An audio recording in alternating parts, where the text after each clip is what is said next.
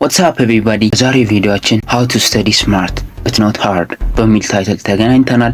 በዚህ ቪዲዮ ርዕስ ስርም 11 የተለያዩ ቲፖችን እና ቴክኒኮችን ይዤላችሁ መጥቻለሁ። በመጀመሪያ ስታጠኑ ብዙ ጊዜ ከፋፍላችሁ ብታጠኑ ይመረጣል። ምክንያቱም አንድ ሰው በአንድ ጊዜ 3፣ 4፣ 5 ቻፕተሮችን ሲያነብ ከሚኖረው ሞቲቬሽን ከሚኖረው ፕሮዳክቲቪቲ በአንድ ጊዜ አንድ ሌሰን 2 ሌሰን ቢያነብ የሚኖረው ፕሮዳክቲቪቲ እንደሚበልጥ በሳይንስ የተረጋገጠ ነው። እና እናንተ በአንድ ጊዜ የሆነች ሌሰን መርጣችሁ ብታነቡ ከዛ በኋላ የሆነ ብሬክ ወስዳችሁ አርፋችሁ ተመልሳችሁ ሌላ ሌሰን ብታነቡ አእምሯችሁ ውስጥ ብዙ ነገር ይቀራል። ምክንያቱም sometimes አስተውላችሁ ከሆነ ብዙ ጊዜ ለረጅም ሰዓት አጥንታችሁ ስትመለሱ ራሳችሁን ስትጠይቁ ወይም ጥያቄ ስትሰሩ ውስጣችሁ ምንም የለም ኦር ትንሽ ነገር ነው ያለውና ይሄ የሚሆነው እናንተ እረፍት ስለማታደርጉ እንዲሁም አእምሯችሁ ለረጅም ሰዓት ምንም እረፍት ሳይወስድ እንዲሰራ ስለምታስገድዱት ነውና ከፋፍላችሁ ብታጠኑ የበለጠ ስኬታማ ትሆናላችሁ። እንደ መምህሩ መሆንም ሌላኛው ጠቃሚ ነገር ነው።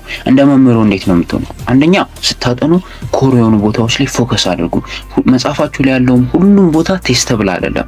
ከሱ ውስጥ ትንሽ ቦታ ነች በጣም ብዙ ወሳኝ ነገር ብዙ ጥያቄ የሚመጣበት ነገር ያላትና እሷን ለመለየት ሞክሩ።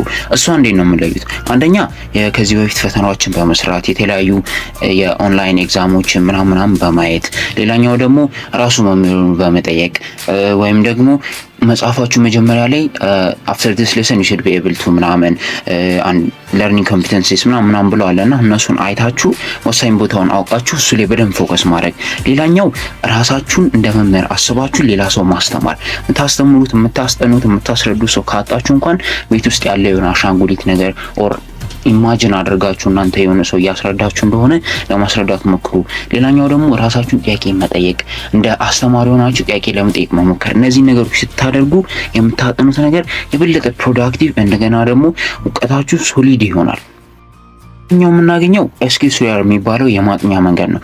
ይሄ የማጥኛ መንገድ በጣም ኢፌክቲቭ ነው ተብሎ ሬትድ ከተደረጉ የማጥኛ መንገዶች ውስጥ አንዱ ነው። ኤስኪዩስሪያር ሲተነተን ሰርቬይ ገረፍ ማድረግ፣ ኮስችን መጠየቅ፣ ሪድ ማንበብ፣ ሪሳይት በቃል ማውጣት፣ ሪቪው ከለስ ይሆናል።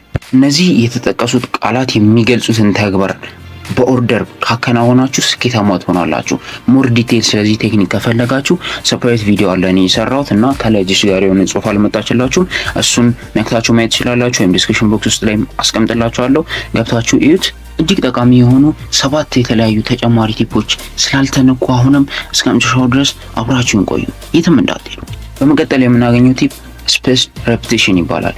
ስፔስ ሬፒቲሽን ማለት እናንተ አንድ ነገር ካጠናችሁ በኋላ ከገባችሁ በኋላ የሆነ ነገር ሪፒት ማድረግ ነው የተለያዩ ሰዓታት ላይ ማለት ነው። ይሄን ማድረጋችሁ የሚጠቅማችሁ ፎርጌቲንግ ከርቭን ቤት እንድታደርጉ ወይም ደግሞ የመርሳት ከርቮች አሉና እሱን አልፋችሁ አእምሯችሁ ውስጥ የሆነ ነገር አንዴ ካነበባችሁት ለረጅም ጊዜ እንድታስታውሱት ይረዳችኋል። ይሄንን እንዴት ነው የምታደርጉት?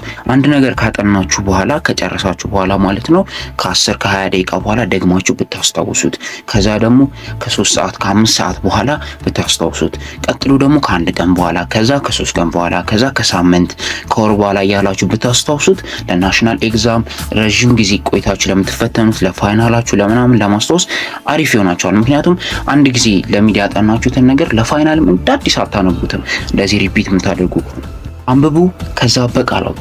እንዴት ነው የምታደርጉት? የሆነ ነገር ካነበባችሁ በኋላ በቃላችሁ አውጡ። በቃላችሁ የሆነ ነገር ራሳችሁን ጠይቁ። ምንድነው ያነበብኩት በሉ። እንዴት ነው ይሄ እንደዚህ ሊሆን የሚችለው? what is the difference and similarity between this and this ምናምን እያላችሁ መጽሐፋችሁን ዘግታችሁ ራሳችሁን ጠይቁ፣ ጥያቄዎችን መልሱ።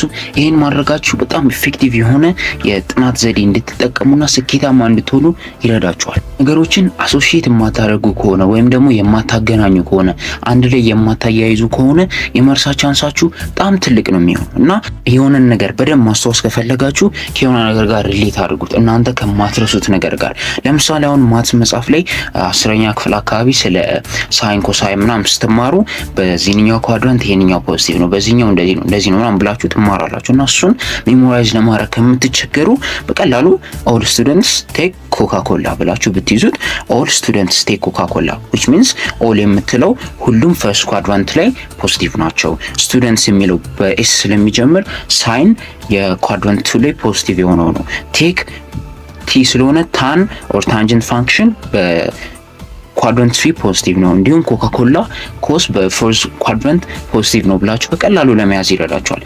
ይህ አሁን ጀስት ኖርማል ነገር ነው፣ ግን ቤት ውስጥ ለምሳሌ ፈኒ ልጅ ቢኖር የሚያስቅ ነገር ግን እናንተ ለመያዝ ያስቸገራችሁ ቶፒክ ቢኖር የሆነ ርዕስ ወር ቃል ቢኖር ከሱ ጋር ሪሌት እያደረጋችሁ ብታጠኑ ከሪል ላይፋችሁ ጋር ብታገናኙት ለማስታወስ አይከብዳችሁም። ሰባተኛ ደረጃ የምናገኘው ታይም ሊሚት ኢምፕሊመንት ማድረግ ነው። ታይም ሊሚትን ኢምፕሊመንት ስታደርጉ እናንተ በጥናታችሁ የበለጠ ፕሮዳክቲቭ እንድትሆኑ ይረዳችኋል። ታይም ሊሚት የሚለውን ትንሽ ኤላቦሬት ላደርገው። በመጀመሪያ እናንተ ጥናት በአሪፍ ሙድ ጀምሩ። ማለትም ጠዋት ተነስታችሁ ወይም በቃ ብቻ አሪፍ ሙድ በሆናችሁ ሰዓት ላይ የምትወዱትን ሳብጀክት የምትወዱትን ቻፕተር ይዛችሁ ቁጭ በሉና ሰዓት ወይም ታይመር ያዙ። ከዛ በኋላ እስከሚደብራችሁ ማጥናት እስከሚሰለቻችሁ ድረስ ቁጭ ብላችሁ አጥኑ።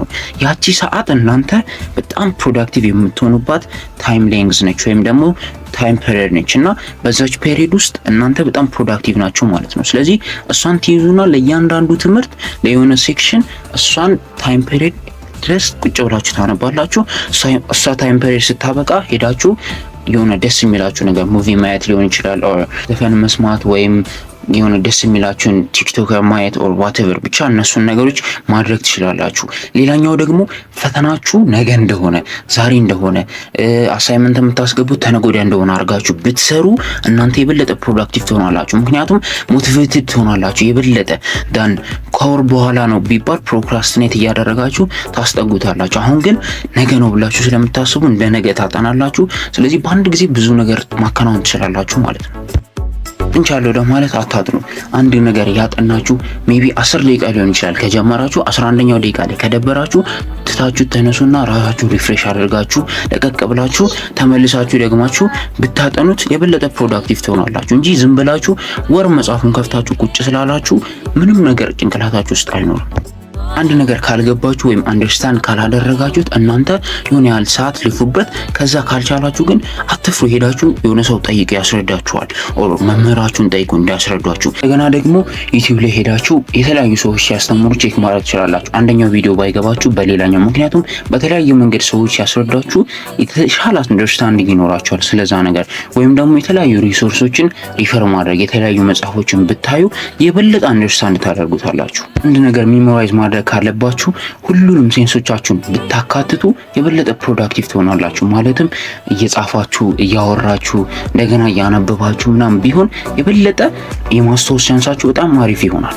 ሃይላይት በማድረግ ኖት በመጻፍ አጥሬራ በማዘጋጀት ምናምን ስፔሻሊ በቂ ጊዜ በሌላችሁ ጊዜ ላይ ዌስት አታድርጉ። ምክንያቱም እናንተ እሱን ስታደርጉ ስትጽፉ፣ ስታሳጥሩ፣ ስታረዙ በጣም ብዙ ጊዜ ስለሚወስድባችሁ ለማጥናት አእምሯችሁ ውስጥ የሆነ ነገር አስቀርታችሁ ፈተና ላይ የምትሰሩት ከአእምሯችሁ ስለሆነ አእምሯችሁ ውስጥ የበለጠ ነገር ብታስቀሩ ይሻላል ዳን ዌስቲንግ ጊዜያችሁን እሱ ላይ ማለት ነው። የመጨረሻው ስማርት ስተዲ ቲፕ አንዳንድ ተማሪዎች 12 ሰዓት 10 ሰዓት በቀን እያጠኑ 3 ሰዓት 2 ሰዓት በቀን ከሚያጠኑ ተማሪዎች ያነሰ ውጤት የሚያመጡበት ምክንያት ነው። እሱም በቂ እንቅልፍ አያገኙም። ስለዚህ በቂ እንቅልፍ መተኛት እናንተ ፕሮዳክቲቭ ሆናችሁ በደንብ እንድትሰሩ ስለሚረዳችሁ በቂ እንቅልፍ ውሰዱ። የዛሬ ቪዲዮ ይመስል ነበር።